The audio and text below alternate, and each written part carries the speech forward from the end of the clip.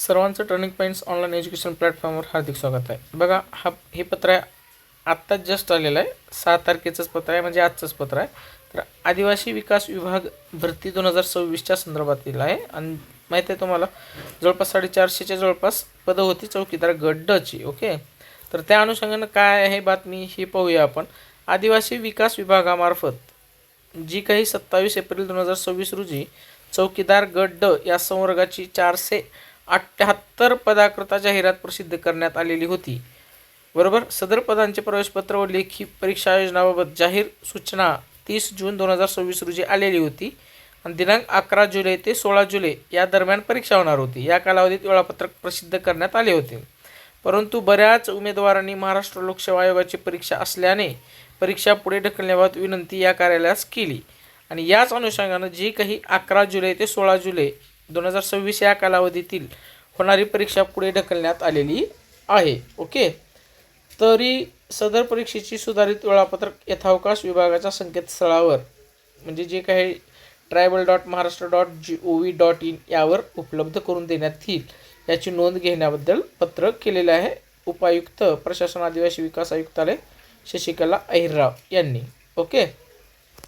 Okay, आता इथून तुम्हाला अजून 15 दिवस तरी मिळतील असा अंदाज आहे. म्हणजे ऑगस्टमध्ये परीक्षा होऊ शकते असा अंदाज धरून चलू. अभ्यास करा तुम्ही आणि आता ह्या शेवटच्या काळामध्ये तुम्ही जास्तीत जास्त टेस्ट सोडवा.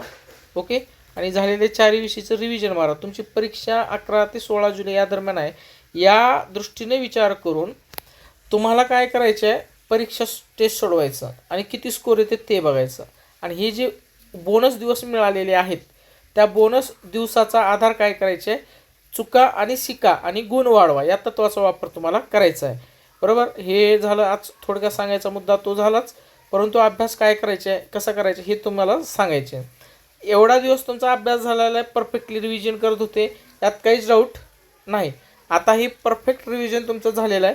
तर हे जे उर्वरित कालावधीतील दिवस आहेत त्या उर्वरित कालावधीत तुमच्या साधारणपणे 50 टेस्ट तरी झाली पाहिजेत. 50 टेस्ट सोडून झाली पाहिजेत. तुम्ही कुठलेही इकडले तिकडले टेस्ट सिरीज जॉईन करा, काहीच अडचण नाही. प्रत्येकाजवळ वेगवेगळ्या प्रकारचे प्रश्न असतात, काय डाऊट नाही. जाऊ द्या, पैसे नोकरी लागत असेल तर पैसे जायला काय अडचण नाही, कारण तुमच्या एका पगारीच्या 10%च खर्च तुम्ही इथं कुठल्याही प्लॅटफॉर्मवर खर्च करणार आहे. ओके, 4-5 प्लॅटफॉर्म जॉईन केले तरी चालते, परंतु टेस्ट सोडवा आणि पोस्ट मिळवा ह्या तत्त्वाचा वापर करा. ओके, टर्निंग पॉईंट्स ॲपवर सध्या तुम्हाला 11 रुपयेमध्ये 5 टेस्ट आहेत, परंतु यामध्ये 10 टेस्ट करून याची फी 49 किंवा 99 रुपये आम्ही करण्याचा विचार. जर तुम्हाला आज उद्या घ्यायचं असेल तर टर्निंग पॉईंट्स ॲपवर तुम्ही ते टेस्ट घेऊ शकता. आणखी कोणाकडे असतील 10-20 टेस्ट कोणाच्या वेबसाईटवर ॲपवर तर कृपया ते देखील घ्या. असे करून तुम्ही साधारण 50 टेस्ट सोडवायचं आहे. 50 टेस्टचे किती स्कोअर आला ते तुम्हाला लिहायचं आहे. ओके, आता तुम्हाला आणखीन एक सांगायचं झालं तर आदिवासी विकास विभागासाठी प्रश्नसंच जो आहे स्मार्ट स्टडी पब्लिकेशनचा देखील उपलब्ध आहे. तो देखील तुम्ही सोडवू शकता. त्याच्यात घटकनिहाय वगैरे सगळे प्रश्न दिलेले आहे. जी के कवर होत नसेल, जी केचा जास्त लोड घ्यायचा नाही, त्याच्यासाठी विजयपथ पब्लिकेशनचं पुस्तक आहे TCS IBPS वन लायनर, जे ॲपटेक प्रमाणेच प्रश्न त्याच्यामध्ये असतात. आणि जी के हा रिपीटेड प्रश्न आहे, MPC असो की सरळ सेवा DCS कुठलेही असू दे ॲपटेक. ओके, विजयपथ पब्लिकेशनचं पुस्तक तुम्ही घ्या, डिस्क्रिप्शन बॉक्समध्ये मी लिंक देतो.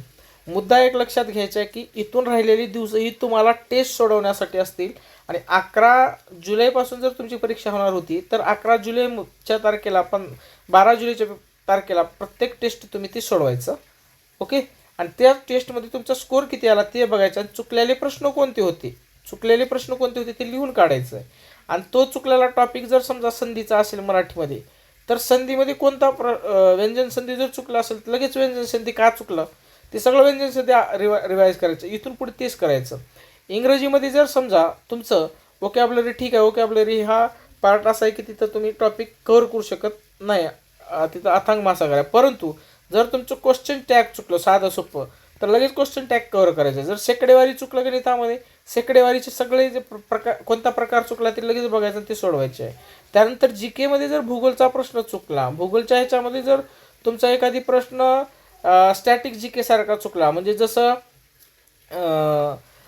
समजा अक्षांश रेखांश आपण लक्षात घेऊ, अक्षांश रेखांशबद्दल तुमचा चुकला आहे तर लगेच अक्षांश रेखांश समजून घेऊन लगेच त्याचं भारताचा अक्षांश रेखांश किती आहे का नाही, ह्या सगळ्या महाराष्ट्राचा अक्षांश रेखांश किती आहे का नाही, हे सगळं तुम्हाला क्लिअर करून घ्यायचं आहे.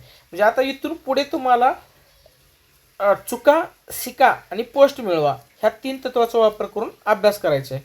ही गोष्ट तुम्ही ध्यानात घ्यायची. ही थोडक्यात मी तुम्हाला सांगितलेलं आहे, परंतु येणाऱ्या काळामध्ये प्रॉपर PPT बनवून तुम्हाला कसा अभ्यास करायचा आहे 1 महिन्यामध्ये हे तुम्हाला मी समजावून सांगतो. ओके, व्हिडिओ आला तर नक्की शेअर करा, सबस्क्राईब करायला विसरू नका. Thanks for watching this video.